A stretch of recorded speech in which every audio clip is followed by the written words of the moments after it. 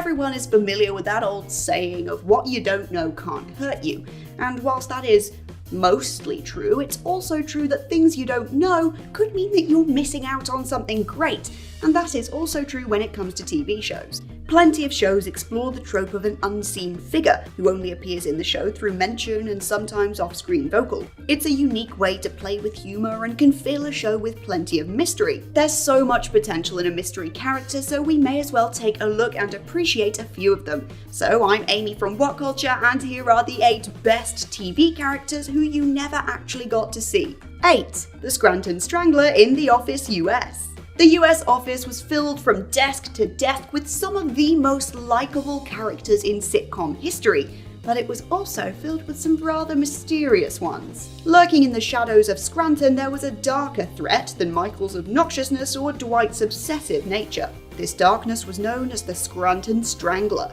This unseen character was referenced pretty consistently in the show. They made their debut in a newspaper clipping brought by Andy stating "Scranton Strangler strikes again," and even acted as the basis for Toby's jury duty. The Strangler was a hilarious menace that gave the show a chance to play with darker humour, such as The Office practicing neck protection and Dwight dressing as the Strangler for Halloween. Now, there actually is a chance that viewers caught a glimpse of the dreaded killer, as a popular fan theory suggests it was none other than Toby Flenderson. There are a few clues to support this theory, such as Toby's absence during the Strangler's car chase, his refusal to enter church, and by his own admission, not being in work at the time that the case was being heard. Oh, he was on jury duty, was he? Well, we never confirmed that. As much as we do joke though, there's not really enough evidence to make this a solid finding, but it would be funny, wouldn't it? Maybe Michael hating him all those years was actually for a good reason. 7. God in Good Omens. Now, how can you get any bigger than the big man himself? Or in the case of this show, the big woman/person. They always kept it very vague, very changing in terms of the voice, the visuals, the appearance, but that kind of only adds to the effect. The lack of clear definition makes them a delightful mystery and an alluring presence. Good Omens, of course, depicts the unlikely friendship between an angel and a demon as they attempt to stop the impending apocalypse. And acting as the narrator for the story is none other than God. Terry Pratchett's projects are pretty much known for their witty writing style, their witty narration in this case. And the voice actor played the character perfectly in this, with a dryness that adds plenty of humour whilst keeping the plot moving forward. The casting of Frances McDormand in the voice role for this was pretty much perfect, because she has this sort of ambivalence about her that really lends the character of God this gravitas and charm. We may not be about to see God's face anytime soon, but just because of this, it doesn't mean that the character is unfulfilling in any way. 6. Father Bigley in Father Ted. Father Ted is a blissful look into the type of comedy that doesn't get played around with too much these days. The goofiness of these Irish priests living on Craggy Island was a godsend, and one of the funniest aspects was the references to other priests. The show was dripping with fellow wearers of the cloth beside the beloved Ted, Dougal and Jack. Still, whilst plenty of them got a chance to show their faces on screen, the dreaded Father Bigley did not. Described as having a blotchy face with puffy fish lips, possibly due to a tea kettle explosion, this priest is a somewhat recurring topic of discussion. He's said to have been present and working at O.J. Simpson's wedding, having had sent arms to Iraq, and he ended up in a home because of his slight obsession with starting fires. Yeah, he doesn't sound like a very good guy, so maybe it's for the best he stayed away. The idea of a debaucherous and slightly mad priest is utterly hilarious. And the fact that he's described as something so monstrous without ever being seen makes it all the funnier. 5. Mrs. Columbo in Columbo. Mrs. Columbo is quite a unique and very strange, actually, character in TV because despite the fact that we never see her on screen and we never actually even hear her from off-screen, she still felt like a pretty fleshed out, well-rounded character that we felt like we knew. She had a distinct personality and a full relationship with the titular character, and she was also relevant to the plot. Columbo would frequently reference his wife, talking about her life and their relationship. She seemed to be an active, healthy woman and often found herself involved in the story, most notably in episodes like Rest in Peace, Mrs. Columbo, where she became the target of a deranged killer. There is one interesting theory, however, that actually Mrs. Columbo never existed, and simply she was made up as a way for Columbo to help lower the defenses of criminals, to make him seem more personable, a family man that loves his wife. You can trust him, can't you? The beauty of her unseen presence was that you could decide this for yourself whether you believe that or not. It is true that at one point they tried to give her a face in this messy flop of a spin-off series, but they later retconned that, saying that she was absolutely of no relation to the titular detective, never mind being the wife, so if we just forget about that, it never happened. 4. Dr. Richard Nygaard in Parks and Recreation.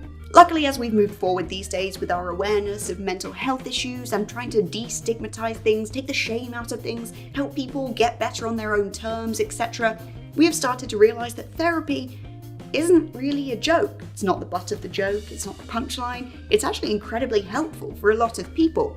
And in Parks and Rec, it seems like Dr. Richard Nygaard was one of the best therapists out there. He acted as the therapist for multiple characters, including Shauna and Craig. But his most important patient of all was, of course, our beloved Chris Traeger. Chris was definitely one of the biggest advocates for therapy. I mean, it helped him become more than he used to be. It took him out of this crippling anxiety, depression ball and made him into a mostly functional human being. He took almost every opportunity to accredit that process to his fantastic therapist, Dr. Nygaard. It became so that Dr. Nygaard was a character you felt truly familiar with. He really did become a bona fide character throughout the show despite never appearing on screen or even speaking.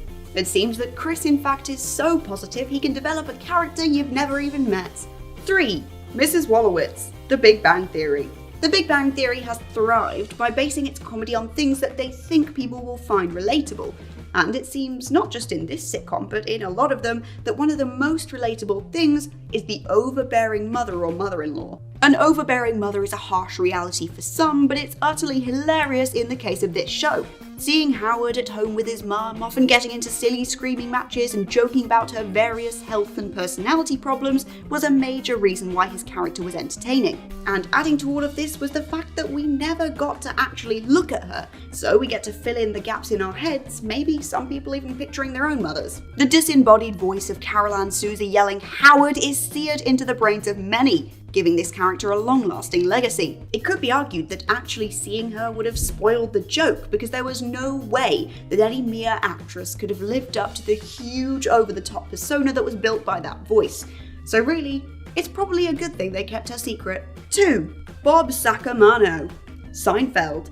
I think almost everybody can say that they've got one of those friends. You know, one of those oddball, off-the-wall friends that always seems to be doing stuff that gives you a great story to tell. Well, in the sitcom world, that kind of friend needs to go beyond even the antics of the leads, which probably explains the wackiness of Bob SACAMANO. Throughout Seinfeld, Kramer would make references to a friend who seemed to have the weirdest life imaginable. These stories ran the gambit from him being in a mental institution, to contracting rabies, to selling replica Russian hats. Really, it seemed that Bob had a life well lived. Again, the mystery behind this character made the joke even funnier. You never once got the chance to see him, which led to a wild, erratic energy that left him feeling like a phantom. His grip on the show was hilarious, thanks to how much he seeped into the lives of the other characters, and he managed to do all of this without ever showing his face. Larry Charles eventually opened up about this character and admitted he was actually based on a real-life friend. I would just be interested to see how many of those stories happened in real life too. 1. Charlie Townsend in Charlie's Angels. It sort of feels like Charlie Townsend is one of those characters that transcends even this list. He's been around for decades, he's been the titular character of a number of films and series, and yet we've never once seen him. As the founder of the Townsend Agency, this character is the basis for the kick-ass show. He was the one that founded the Angels, and thanks to that, this awesome girl power team was put on the map. He's been a consistent figure in the series since its inception, and throughout that time he's only allowed one person to see his real face, that being the beloved recurring character Bosley. He's also appeared in subsequent reboots, such as the 2011 ABC remake and Charlie's Angels 2019, albeit with far less significance. Overall, it's the mystery behind this character that made him so iconic, and he really is a masterclass in how to do unseen, unknown characters. And on that note, actually, we've reached the end of this list. If you've got any more that you would have included in the video, then let us know in the comments down below. And remember to check out whatculture.com for more lists and articles like this every single day. As always, I've been Amy from What Culture, and I'll catch you next time.